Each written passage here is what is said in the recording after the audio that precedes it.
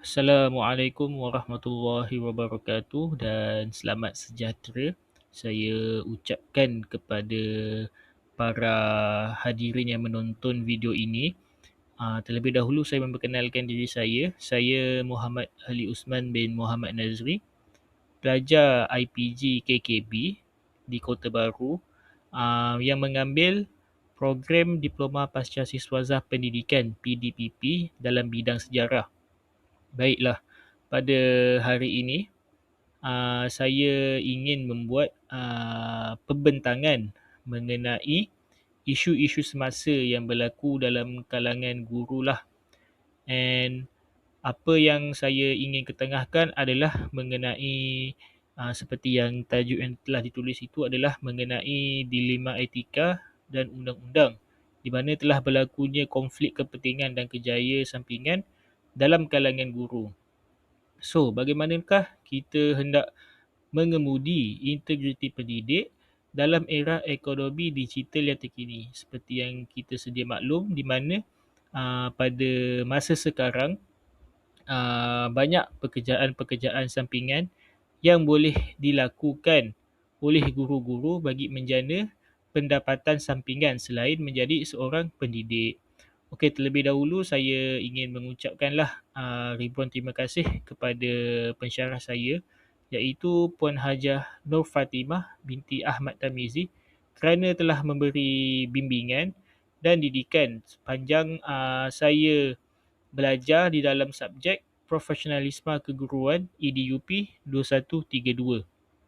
Okey, seterusnya saya akan mengupas dengan lebih lanjut mengenai isu yang bakal kita bincangkan, iaitu mengenai pekerjaan sampingan dalam kalangan guru.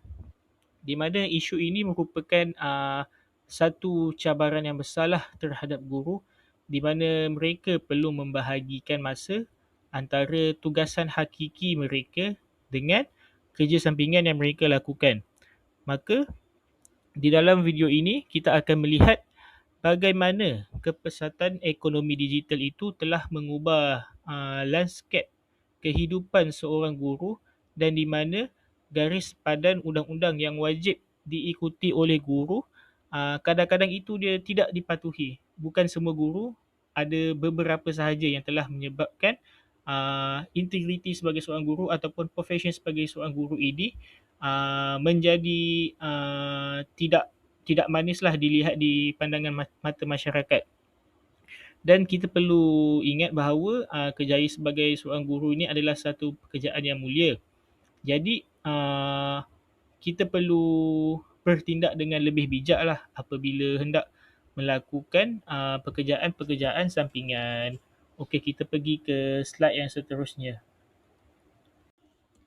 Okey, seterusnya di dalam slide ini saya akan menghuraikan mengenai apakah the big reason guru-guru ini membuat kerja sampingan disambil menjadi sebagai tenaga pengajar pada sesi persekolahan.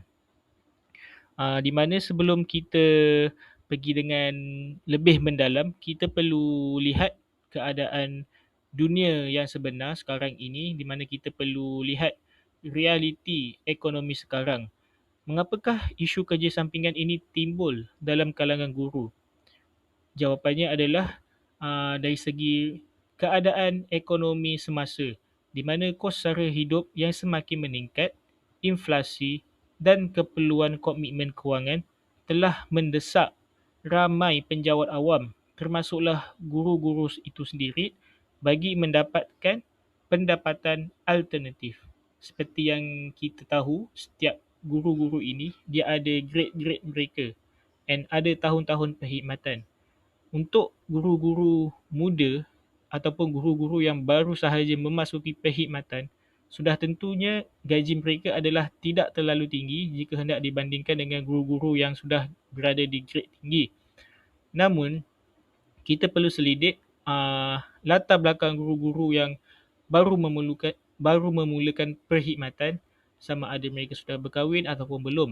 Jika mereka sudah berkahwin, sudah tentu komitmen mereka akan menjadi lebih banyak. Lebih-lebih lagi untuk guru yang turut menanggung perbelanjaan untuk keluarga-keluarga mereka di kampung. Ditambah pula, pada zaman sekarang ini, dengan wujudnya ekonomi gig, di mana ekonomi gig ini adalah ekonomi pendapatan yang kita boleh menjana melalui platform media sosial ataupun online. Pada hari ini kita lihat sesiapa sahaja boleh menjana pendapatan dari rumah dengan hanya menggunakan telefon pintar. Seorang guru boleh menjadi sebagai ejen dropship, melakukan pemasaran affiliate seperti di TikTok, Shopee dan sebagainya, dan juga boleh melibatkan diri dengan pengajaran di pusat-pusat tuition untuk sebagai penambahan duit pendapatan mereka. Namun biasanya benda-benda ini akan dilakukan oleh guru pada waktu-waktu lapang ataupun sewaktu luar daripada waktu mereka mengajar di sekolah. Kita tidak menafikan bahawa hak untuk pekerjaan sampingan ini tidak boleh dilakukan. Tetapi kita perlu sedarlah bahawa sebagai seorang guru, sebagai penjawat awam, kita perlu sedar bahawa kita ada tanggungjawab yang lebih besar selain kita memberi fokus kepada kerja sampingan kita ini. Apakah peraturan-peraturan yang perlu diikut ataupun etika yang perlu diikut oleh guru walaupun mereka hendak melakukan kerja sampingan ini? Mengapakah? Kerana apabila fokus ini terbahagi, di situlah bermulanya risiko konflik kepentingan. Ya betul, apa dari sini kita tengok apabila guru tidak mampu membahagikan masa ataupun tugasan ataupun kepentingan mereka, sama ada daripada tugas hakiki mereka ataupun dengan kerja sampingan yang mereka lakukan, maka kualiti pengajaran di sekolah sudah tentu akan menjadi tidak baguslah, sebab guru terpaksa memikirkan mengenai kerja sampingan yang mereka lakukan. Sepatutnya mereka perlu memberi lebih fokus kepada kerja hakiki mereka, iaitu sebagai seorang pendidik. Baiklah, kita pergi ke slide yang seterusnya. Okey, untuk slide ini kita akan mengupas untuk memahami dengan lebih mendalam mengenai konflik-konflik kepentingan yang berlaku di dalam kalangan guru. Di mana kita lihat di mana situasi di mana kepentingan peribadi seseorang individu bertembung dengan tanggungjawab profesional. Maksudnya daripada segi tugasan hakiki sebagai seorang guru itu dengan kepentingan pekerjaan sampingan mereka. Sehingga ia boleh menjejaskan keobjektifan dan integriti dalam membuat keputusan sebagai seorang guru. Mana akan timbullah kesan-kesan ataupun akibat-akibat daripada seorang guru itu apabila mereka lebih fokus kepada kerja sampingan berbanding dengan kerja hakiki mereka sebagai seorang pendidik. Terlebih dahulu mari kita faham dulu apakah yang dimaksudkan dengan konflik kepentingan di dalam dunia pendidikan. Secara ringkasnya, ia berlaku apabila kepentingan peribadi seseorang guru itu biasanya melibatkan keuntungan wang ringgit. Misalnya, buat bisnes jual baju, jual alatan kosmetik, affiliate dan sebagainya lah. Apabila mereka telah menjana pendapatan yang lumayan, yang lebih tinggi daripada gaji mereka sebagai seorang guru, sudah tentu ia akan mengganggu fokus mereka untuk menjadi seorang pendidik, dan sudah tentulah sebagai jiwa seorang pendidik tu akan semakin lama semakin terhakislah disebabkan oleh kerja sampingan yang boleh menjana pendapatan yang lebih tinggi berbanding dengan gaji sebagai seorang guru. Maka ia akan berlakulah konflik, pertempuran konflik antara tanggungjawab profesional sebagai seorang guru dengan juga tanggungjawab terhadap pekerjaan sampingan yang mereka telah lakukan. Namun perlu kita ingat, kita lah sebagai seorang guru, kita perlu memikirkan amanah yang telah kita pikul sejak kita telah dilatih sebagai seorang guru.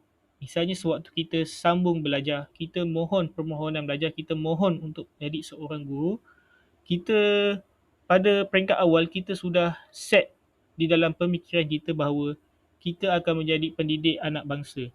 Jadi benda tu kita perlu terapkan sehinggalah ke akhir perkhidmatan kita. Kerana pekerjaan kita ini adalah sebagai tanggungjawab untuk kita mengubah masa depan anak-anak bangsa kita dan juga untuk melahirkan generasi-generasi yang lebih berkualiti, yang lebih kompeten, yang lebih baik untuk mentadbir negara pada masa yang akan datang.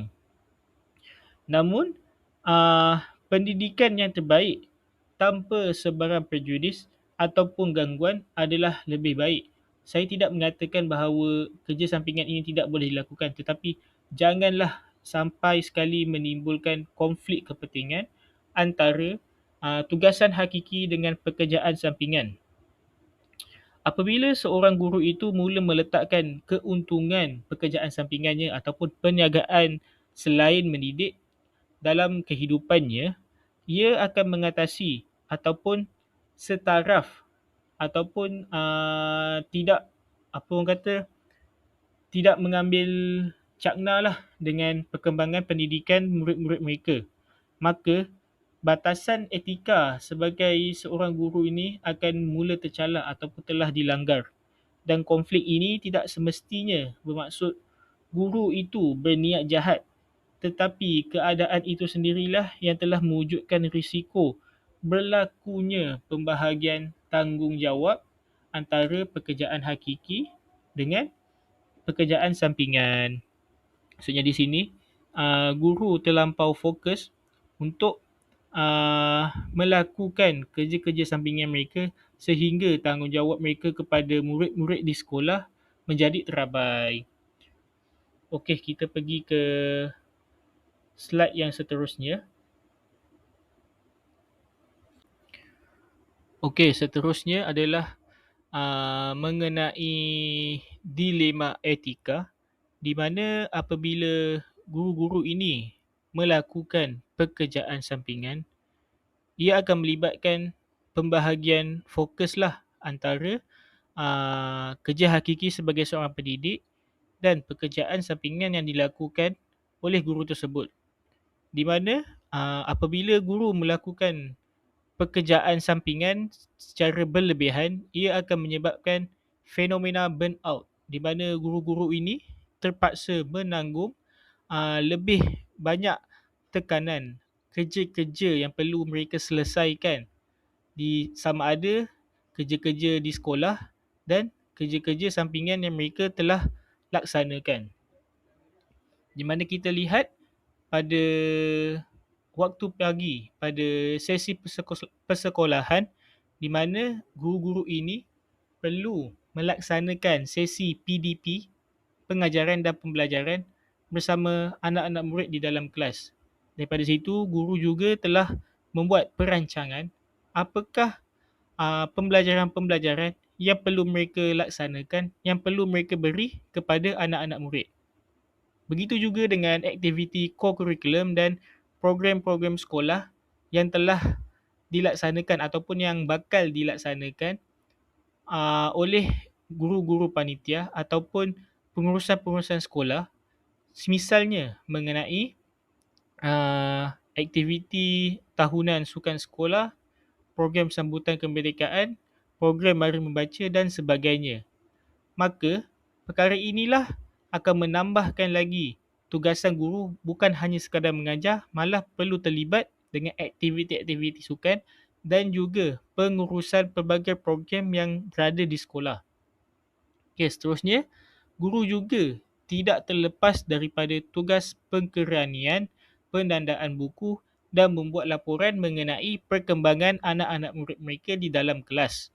Jadi, ada 3 perkara yang guru-guru perlu buat sewaktu sesi persekolahan, di mana mereka perlu melaksanakan PDP terhadap anak-anak murid dan juga perlu melaksanakan aktiviti co-curriculum dan juga program-program sekolah yang telah dirancang di dalam rancangan tahunan sekolah. Dan yang terakhir, guru-guru juga perlu membuat pendokumentasian ataupun pengeranian terhadap maklumat-maklumat murid-murid seperti peperiksaan, uh, pencapaian mereka dan sebagainya lah. Dan segala kertas-kertas exam, penandaan buku-buku untuk kerja rumah dan juga laporan yang perlu dihantar kepada pihak pentadbir juga perlu dilaksanakan oleh guru-guru tersebut. Jadi dari sini kita lihat guru-guru ini sudah pun mempunyai banyak kerja di sekolah. Apatah lagi apabila mereka melakukan pekerjaan sampingan di luar sana. Terlihat bahawa guru ini rutin dia adalah sangat padat, di mana mereka seperti yang saya terangkan di awal tadi perlu mengajar, menguruskan hal ehwal murid, aktiviti kurikulum dan tugasan perkeranian yang menimbun. Malah terdapat juga guru yang terpaksa membawa kerja-kerja di sekolah balik ke rumah untuk mereka selesaikan sebelum tarikh-tarikh yang telah ditetapkan. Dan bayangkanlah jika selepas waktu sekolah, guru tersebut melakukan balik pekerjaan sampingan-sampingan mereka. Misalnya, membuat live host, membuat affiliate, membuat bisnes, ataupun kerja-kerja sampingan yang mereka telah laksanakan lah. Sehinggalah pada waktu lewat malam. Maksudnya mereka tidak ada satu masa yang cukuplah untuk mereka rehat. Dan perkara ini akan menyebabkan kesan kepada profession guru itu sendirilah. Seperti yang kita lihat, guru-guru ini akan berasa letih dari segi fizikal dan mental disebabkan oleh mereka terpaksa membuat 2 pekerjaan dalam satu masa. Pagi mengajar di sekolah dan selepas mengajar di sekolah balik ada kerja sampingan yang mereka perlu lakukan dan seterusnya mereka akan kembali ke sekolah pada awal pagi. Benda tu dia keep repeat and benda itulah yang akan membuatkan guru-guru berasa burn out ataupun berasa tertekan disebabkan lambakan kerja yang menimpa mereka. Apabila badan berasa penat, maka kualiti pengajaran guru ini akan menjadi merosot dan persetiaan mengajar dibuat secara orang kata tidak lengkap lah, hanya sekadar buat sahaja ataupun tangkap muat orang cakap. Dan emosi guru juga mungkin akan menjadi tidak stabil di dalam kelas. Mungkin untuk pekerjaan sampingan dia ada masalah, maka masalah tersebut berkebolehan akan boleh terlepas sewaktu mereka mengajar kelas, terutamanya terhadap anak-anak murid lah. Mungkin tiba-tiba kena marah ke apa kan. Dan di sini kita lihat akan wujudnya isu etika, di mana adakah adil bagi murid-murid untuk menerima sisa-sisa tenaga daripada seorang guru yang tidak fokus. Maksudnya di sini, guru apabila mereka penat disebabkan oleh kerja sampingan and datang ke sekolah untuk mengajar, mereka akan mengajar secara bersahaja sahaja. Maksudnya tidak mengajar secara apa yang telah dirancang oleh rancangan pengajaran harian. Maksudnya hanya sekadar melepaskan batuk di tangga sahaja. Itulah kesan kepada profession seorang guru apabila mereka berasa burn out maka semangat dan kaedah pengajaran mereka tidak menjadi sangat berkualiti lah kepada anak-anak murid mereka itu sendiri. Okay, seterusnya kita akan ke dilema etika yang seterusnya di slide lain. Okey, seterusnya kita akan lihat dilema etika yang kedua mengenai komersialisasi guru dan aset sekolah. Di mana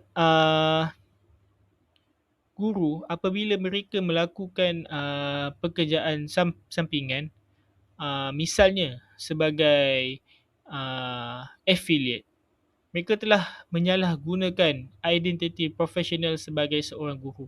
Bukan semua guru tetapi beberapa guru yang pernah diberikan amaran oleh pihak kementerian sendiri untuk tidak merakam video jualan mereka dengan memakai pakaian rasmi KPM. Maksudnya segala pakaian yang berkaitan dengan jabatan ataupun Kementerian Pendidikan Malaysia sama sekali tidak boleh digunakan sewaktu melakukan aktiviti pekerjaan sampingan. Malah menggunakan tanda nama sekolah untuk credibility jualan. Maksudnya menjual nama sekolah untuk melariskan produk-produk yang mereka jual. Misalnya mereka ada menjual produk-produk kesihatan, baju-baju, alat-alat tulis dan sebagainya lah. Mereka menggunakan nama sekolah mereka untuk produk mereka ini menjadi laris agar masyarakat tahu bahawa produk tersebut adalah daripada seorang guru di sekolah yang bagus. Maksudnya apabila sekolah itu mempunyai nama yang baik, guru tersebut menggunakan nama sekolah untuk melariskan bisnes sampingan yang telah dilakukan oleh dia. Dan seterusnya adalah dari segi promosi produk yang menggunakan identiti dia sebagai seorang guru. Maksudnya seperti yang kita tahu, guru ni adalah tugasnya adalah untuk mengajar. Namun janganlah kita menggunakan identiti guru kita untuk kita nak promosikan produk-produk peribadi untuk keuntungan kita sendiri.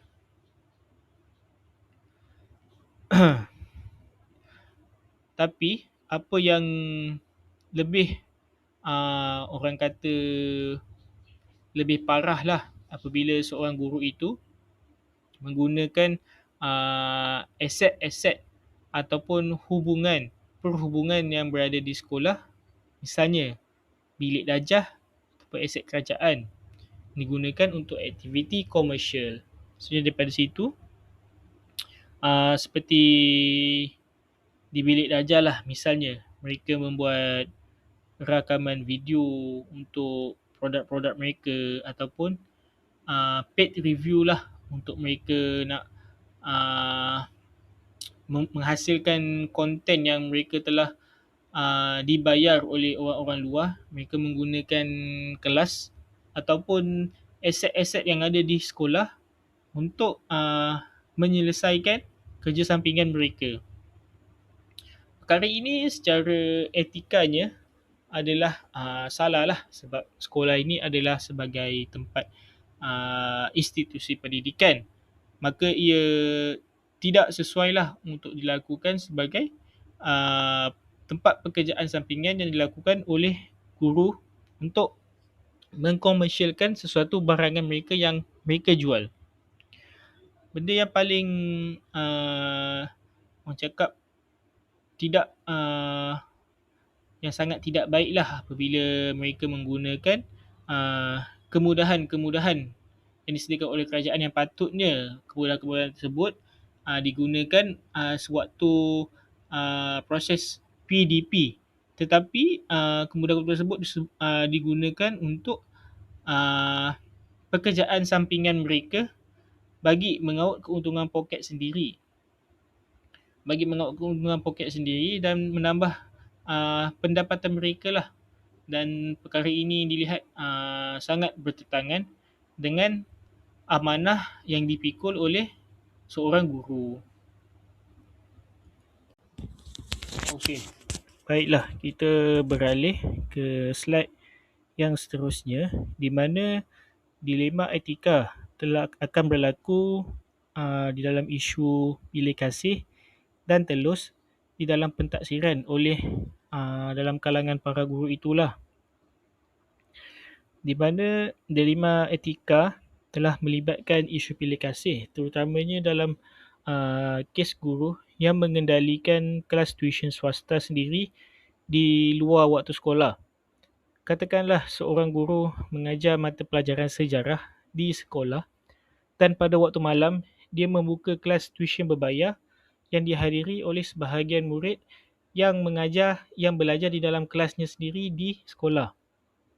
Situasi ini dilihat sangat berbahaya daripada sudut etika kerana ia boleh menimbulkan persepsi dan fitnah bahawa guru tersebut akan memberi perhatian lebih atau memberikan tips ataupun memberikan teknik skor peperiksaan yang lebih mendalam kepada murid yang membayar yuran kepada tuitionnya. Selain itu, perkara ini akan membuatkan keobjektifan guru dalam membuat pentaksiran bilik darjah boleh dipertikaikan kerana wujudnya hubungan komersial antara guru dan murid tersebut di luar waktu sekolah. Maksudnya dari segi pentaksiran, berkemungkinan guru akan lebih memberi mukalah kepada anak-anak murid yang menghadiri tuitionnya sendiri. Sebab benda tu adalah salah satu daripada cara untuk menarik anak-anak murid untuk mengambil tuition luar dengan guru tersebut. Okey, seterusnya kita akan memasuki slide ke bahagian undang-undang pula. Okey, seterusnya kita pergi ke bahagian undang-undang pula yang menerangkan mengenai pekerjaan luar yang dibuat oleh guru-guru. Di mana kita lihat melalui Peraturan 5, Peraturan-Peraturan Pegawai Awam Kelakuan dan Tata Tertib 1993 yang menyatakan bahawa dilarang mengambil bahagian dalam perniagaan atau pekerjaan luar tanpa kebenaran bertulis oleh pihak ketua jabatan. Di Malaysia kita lihat semua guru yang hendak melakukan pekerjaan luar selain menjadi sebagai pengajar perlu meminta kebenaran ketua jabatan mereka sebelum melaksanakan pekerjaan luar yang lain. Perkara ini bukan tertaluk sahaja kepada guru-guru, malah ke semua penjawat-penjawat awam yang lain. Undang-undang tersebut adalah di bawah Peraturan Kelakuan dan Tata Tertib 1993 bagi mengawal segala tindak tanduk penjawat-penjawat awam di negara. Okey, di sini kita lihat secara khususnya Peraturan 5 ini dengan jelas menunjukkan bahawa seseorang pegawai awam ataupun guru itulah dilarang mengambil bahagian dalam urusan perniagaan atau pekerjaan luar demi mendapatkan keuntungan, melainkan dia telah mendapatkan kebenaran yang bertulis dan disahkan oleh ketua jabatannya sendiri. Maksud daripada sini, undang-undang ini dia tidak menghalang pun secara total ataupun secara mutlak kepada guru-guru untuk membuat pekerjaan sampingan. Tetapi, jika mereka hendak melakukan pekerjaan sampingan, mereka wajib membuat pengisytiharan terlebih dahulu dan mendapat kelulusan rasmi oleh ketua jabatan sebelum mereka melaksanakan pekerjaan sampingan mereka. Dan berniaga tanpa kebenaran bertulis adalah pelanggaran undang-undang yang boleh dikenakan tindakan tata tertib, di mana jika guru-guru tidak mengisytiharkan dan memaklumkan berkaitan perniagaan ataupun kerja sampingan yang dilakukan kepada pihak-pihak yang perlu tahu, maka hukuman ataupun denda akan dikenakan kepada cikgu tersebut. Dan perkara ini bukan hanya tertakluk kepada guru, malah tertakluk juga kepada penjawat-penjawat awam yang lain. Okay, seterusnya kita pergi kepada kesan-kesan lah. Macam mana, apakah kesan-kesan hukuman kepada guru-guru yang melanggar Akta Peraturan 5 ini. Okey, untuk slide yang sebelum ini kita ada memberitahu mengenai undang-undang yang perlu dipatuhi oleh guru dalam melaksanakan pekerjaan sampingan ataupun perniagaan yang hendak dibuat oleh mereka selain daripada kerja-kerja hakiki mereka lah. Di mana sebelum mereka hendak melakukan pekerjaan sampingan, guru-guru perlulah mempunyai satu garis panduan yang rasmi lah, iaitu daripada Surat Perkeliling Perkhidmatan KPM yang wajib diikut syarat dan prosesnya bagi membolehkan pekerjaan sampingan guru tersebut yang hendak membuat pekerjaan sampingan, bagi membolehkan mereka dapat melaksanakan pekerjaan mereka dengan lebih sah lah. Okey, terdapat 4 syarat utama kelulusan pekerjaan luar bagi penjawat awam di bawah KPM, di mana guru-guru perlu melakukan pekerjaan luar ataupun perniagaan yang mereka lakukan di luar waktu tugasan rasmi. Misalnya contoh, pada waktu malam, selepas pada waktu pagi mereka telah mengajar di sekolah, dan setelah balik pada sekolah, pada waktu malam dia meneruskan untuk pekerjaan sampingan dia. Dan contohnya boleh juga dilakukan pada waktu hujung minggu sahaja ataupun pada waktu hujung sekolah. Mudah cakap, ia tidak boleh dilakukan sewaktu sesi persekolahan berlangsung. Okey, syarat yang kedua, ia hendaklah tidak memberi kesan kepada kecekapan dan prestasi kerja rasmi seseorang guru. Maksudnya, guru-guru boleh membuat pekerjaan sampingan melalui prosedur-prosedur yang sah lah. Namun, walaupun guru-guru tersebut telah mendapat pengesahan untuk membuat kerja-kerja sampingan, janganlah ia memberi kesan kepada kecekapan dan prestasi seseorang guru itu apabila dia hendak mengajar di dalam sekolah. Benda ni saya telah terangkanlah di awal-awal slide tadi. Kita janganlah memberi hanya sisa-sisa baki tenaga sahaja kepada murid-murid sekolah, sebab murid-murid ni dia berhak mendapatkan pendidikan yang berkualiti daripada kita sebagai seorang guru lah.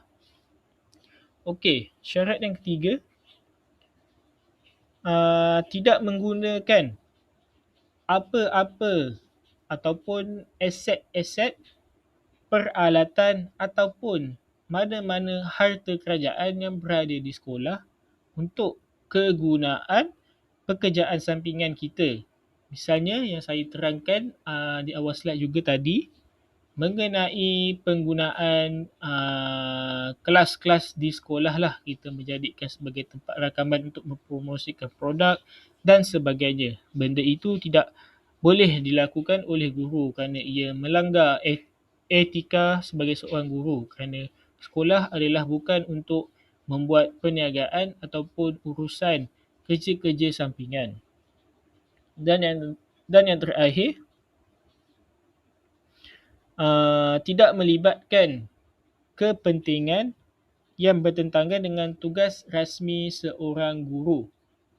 Maksudnya, apabila mereka melakukan pekerjaan sampingan ini, mestilah juga mereka perlu meletakkan tugasan sebagai seseorang guru, iaitu tugasan untuk mengajar di tangga yang paling atas berbanding dengan tugasan sampingan mereka yang mereka lakukan.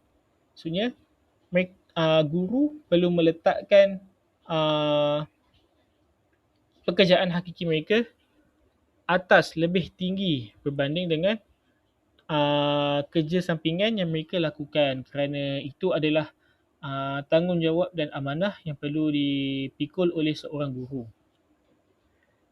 Dan kita lihat di sini, jika syarat-syarat yang telah dinyatakan ini, guru-guru telah melanggar syarat-syarat tersebut, maka pihak yang berwajib, pihak kerajaan, pihak pengurusan sekolah boleh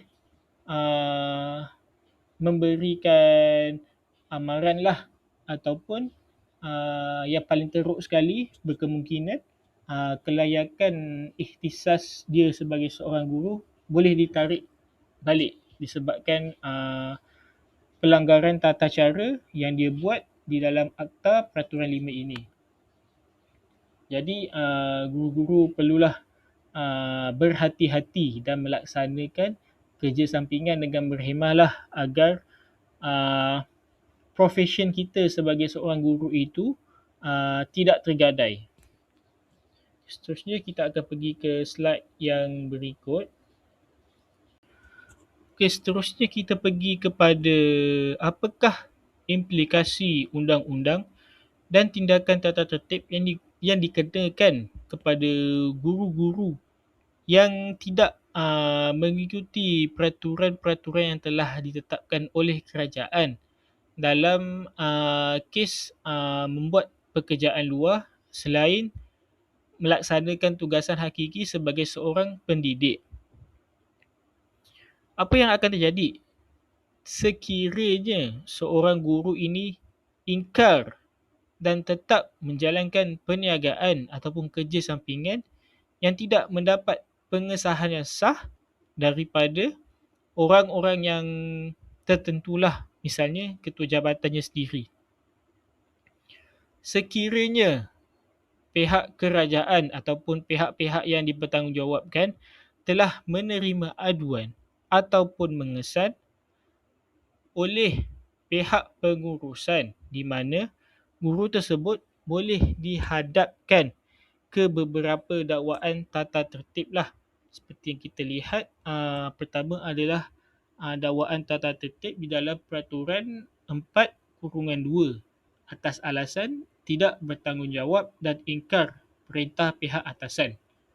Seterusnya adalah dakwaan tata tertib di bawah Peraturan 5, di mana di dalam Peraturan 5 itu jelas menyatakan bahawa perlunya ada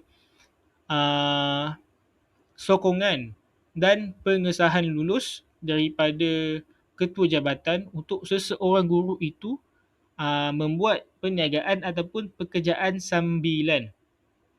Perkara ini jika dilanggar, ia telah melibatkan diri dalam perniagaan tanpa kebenaran yang bertulis, yang sah lah, kiranya perniagaan dia tidak sah. Okey, yang seterusnya adalah dakwaan tata tertib di bawah Peraturan 8, di mana apabila perniagaan yang dilakukan oleh seorang guru itu tidak sah, ia telah membawa kepada kejatuhan nama baik perkhidmatan awam itu sendiri. Maka daripada situ, ia juga boleh dikenakan pendakwaan atas dasar menggunakan identiti sebagai perkhidmatan awam di dalam pekerjaan sambilan ataupun perniagaan, sehingga ia memboleh bawa kepada pandangan masyarakat ataupun stigma masyarakat yang rendah terhadap profession sebagai seorang guru. Di dalam sistem perundangan perkhidmatan awam, ia mempunyai peringkat-peringkat hukuman lah, daripada hukuman yang ringan ataupun orang kata hukuman di peringkat yang pertama lah, sehinggalah hukuman yang paling berat. Biasanya hukuman di peringkat yang pertama ni biasanya adalah surat amaran lah untuk kepada guru-guru yang telah melanggar peraturan mengenai membuat pekerjaan luar inilah. Biasanya pada peringkat awal dia akan memberi surat amaran sahaja terlebih dahulu. Dan seterusnya, apabila guru tersebut masih membuat perkara yang sama, akan berlakulah pemotongan atau lucut hak-hak guru itu. Misalnya dalam penangguhan pergerakan gaji tahunan, pangkat boleh turun, dan yang paling dahsyat sekali ialah hukuman buang kerja terhadap guru tersebut serta kehilangan hak pencen.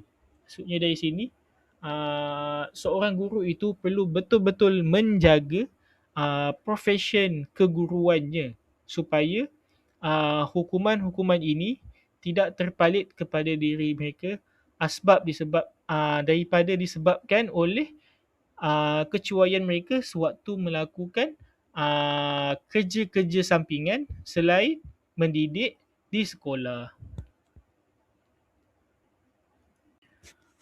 Baiklah, seterusnya kita pergi beralih kepada slide mengenai langkah-langkah yang wajar ataupun langkah-langkah yang perlu dibuat oleh guru untuk melibatkan diri dalam perniagaan luar ini ataupun pekerjaan sambilan selain melaksanakan tugasan hakiki mereka. Okey, yang pertama, seperti yang telah dinyatakan di dalam Peraturan 5, permohonan dengan ketua jabatan. Maka daripada sini kita lihat, permohonan rasmi merupakan antara satu perkara yang paling wajib dan paling utama untuk dilaksanakan terlebih dahulu sebelum melaksanakan pekerjaan sambilan yang bakal dilaksanakan kelak. Sebagai bakal guru yang profesional, bagaimana kita mahu mengimbangi keperluan ekonomi tanpa melanggar undang-undang ataupun peraturan yang telah ditetapkan oleh kerajaan mengenai pekerjaan luar ini?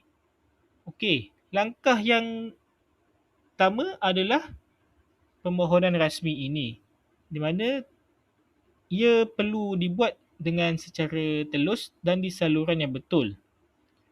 Jika guru-guru ingin melaksanakan pekerjaan luar ataupun sudah ada rancangan untuk melakukan perniagaan, adalah dengan membuat permohonan rasmi ini.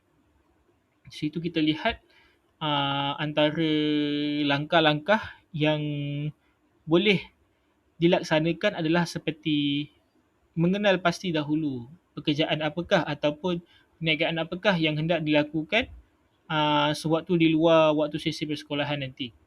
Dan langkah yang kedua, perlu membuat permohonan secara rasmi daripada pejabat sekolah. Mana benda ini perlu kita declare lah awal-awal kepada pihak sekolah dan pihak kementerian bahawa kita akan melaksanakan perniagaan ataupun pekerjaan luar selain menjadi sebagai seorang guru. Nyatakan dengan jujur jenis perniagaan ataupun aktiviti luar yang anda lakukan kepada guru besar ataupun pengetua dan dapatkan kelulusan bertulis secara hitam putih. Maksudnya selepas hantar kepada ketua jabatan iaitu guru besar ataupun pengetua, kita perlu mendapatkan pengesahan dahulu oleh mereka sebelum kita melaksanakan pekerjaan sambilan kita itu. Dan setelah kita mempunyai surat kelulusan rasmi, kerjaya sampingan kita ataupun perniagaan yang kita lakukan akan dilindungi di bawah undang-undang dan kita boleh menjalankan aktiviti sampingan tersebut tanpa rasa bimbang atau bersalah. Kan? Maksudnya, kalau kita sebagai seorang guru nanti ingin membuat perniagaan luar ataupun pekerjaan sambilan, kita perlu declare dan bermohon secara rasmi kepada ketua jabatan dan pihak yang berwajib agar kita tidak berasa gelisah, tidak berasa terbeban dengan pekerjaan sampingan kita. Di samping ia juga akan memberikan kita rasa fokuslah untuk mengajar juga sebab kita telah diberi kebenaran untuk melaksanakan pekerjaan sambilan. Baiklah, kita beralih pula kepada langkah yang wajar dilakukanlah atau yang patut dilaksanakan oleh guru dalam membuat pekerjaan sambilan mereka, iaitu pengurusan garisan sepadan digital. Di mana di sini kita lihat pada era teknologi terkini, ramai guru-guru yang telah membuat pekerjaan sambilan, misalnya seperti affiliate, live host dengan menggunakan akaun-akaun media sosial. Daripada sini, guru-guru yang terlibat perlulah mengasingkan antara akaun profesional mereka sebagai seorang guru dan juga akaun perniagaan ataupun akaun peribadi mereka. Maksudnya di dalam dua-dua akaun tersebut tidak wajar digabungkan konten antara konten keguruan dengan konten perniagaan, iaitu pekerjaan sambilan guru tersebut. Sekiranya guru tersebut adalah ejen affiliate ataupun usahawan digital, asingkan akaun media sosial perniagaan anda daripada akaun profesional anda sebagai seorang guru. Yang saya cakap tadilah, perlu ada dua akaun yang berbeza untuk tidak menjadikan profesi keguruan itu bercampur aduk. Maksudnya ada pembahagiannya masing-masing. Jangan sesekali memuat naik kandungan jualan ataupun pautan beg kuning yang melibatkan murid dan sekolah di dalam akaun peribadi. Maksudnya akaun peribadi hanyalah untuk kepentingan perniagaan ataupun pekerjaan sampingan, dan akaun profesional adalah untuk perkongsian mengenai ilmu keguruan itu sendiri. Seterusnya, guru-guru perlulah mempunyai disiplin yang tinggi sebelum mereka membuat pekerjaan sampingan mereka. Mereka hendaklah 100% menyelesaikan segala tugasan hakiki sebelum mereka beralih ke tugasan kerja sampingan mereka. Dan segala pengurusan kelas, persediaan mengajar sebelum guru menyentuh urusan kerja sampingan pada waktu malam atau hujung minggu perlu diselesaikan terlebih dahulu agar kerja-kerja hakiki ini tidak menjadi tertangguh dengan lamalah. Dan kita perlu ingat bahawa integriti kita sebagai seorang guru akan dinilai apabila kita memberikan hak sepenuhnya kepada murid-murid semasa waktu kita bertugas. Maksudnya kita perlu memberi perhatian 100% jugalah kepada pekerjaan hakiki kita selain kita turut berusaha melaksanakan kerja-kerja sampingan yang lain. Apa yang saya cakap sampai di sini adalah perlu memberi keutamaan kepada pembelajaran anak-anak murid di sekolah. Baiklah, seterusnya kita telah masuk ke slide yang terakhir, iaitu ke bahagian kesimpulan, di mana daripada penerangan yang saya lakukan ini adalah saya dapat merumuskan bahawa isu konflik kepentingan dan kerjaya sampingan di dalam kalangan guru ini memerlukan kebijaksanaan dan kematangan daripada guru itu sendiri. Kita faham bahawa pada zaman terkini keadaan ekonomi adalah sentiasa berubah-ubah. Jadi semua orang mestilah mempunyai alternatif lain ataupun mencari cara yang terbaik bagi meningkatkan hasil pendapatan masing-masing. Namun, sebagai seorang pendidik, kita perlu menjaga maruah dan etika profesion. Kita tidak boleh gadaikan profesion kita sebagai guru semata-mata untuk mendapatkan keuntungan. Kita boleh melakukan pekerjaan sambilan untuk mendapatkan pendapatan tambahan masing-masing, tetapi perlu ada cara yang betul dan perlu ada cara yang sesuai dan perlu ada pengesahan yang telah disahkan oleh pihak-pihak yang berwajib. Apabila kita melangkah masuk ke dalam kawasan sekolah, fokus dan jiwa kita mestilah 100% kepada anak-anak murid, kerana kita adalah pendidik kepada anak-anak bangsa dan kita adalah sebagai orang kata engineer kepada pembentukan manusia. Biarlah apa yang kita usahakan di luar mendapat keberkatan dengan cara mematuhi undang-undang yang telah ditetapkan. Pun di samping kita melaksanakan pekerjaan-pekerjaan sampingan di luar, kita juga perlu memberi 100% perhatian terhadap pekerjaan hakiki kita sebagai seorang guru. Jadi, keperluan ekonomi merupakan satu realiti yang tidak dapat dipisahkan. Tetapi integriti profession sebagai seorang guru adalah maruah yang perlu dijaga oleh kita sebagai pendidik agar profession sebagai seorang guru ini terus terpelihara dan dipandang tinggi di mata masyarakat. Baiklah, itu sahaja perkongsian daripada saya.